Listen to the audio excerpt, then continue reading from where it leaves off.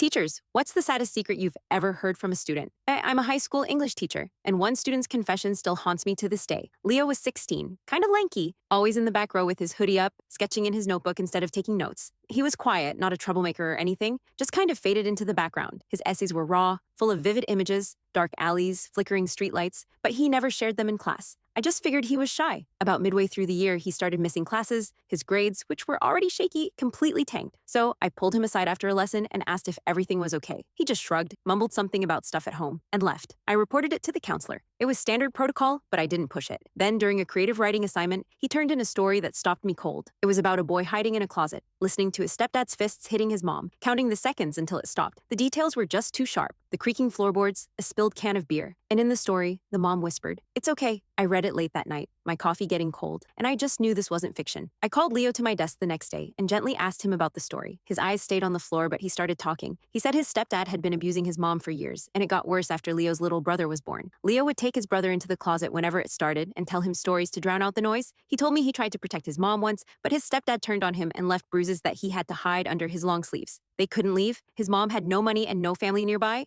Leo was terrified to tell anyone. His stepdad had threatened to hurt his brother if he did. He said he wrote the story because he thought I'd keep it private, kind of like a diary entry. I just felt sick, helpless. I had to report it to the counselor and principal immediately, of course. It's the law. Child services got involved, but it wasn't a clean fix. Leo's family was moved to a shelter, but his mom went back to the stepdad only a month later. After that, Leo stopped coming to school. I heard he and his brother were sent to a foster home, but I never saw him again.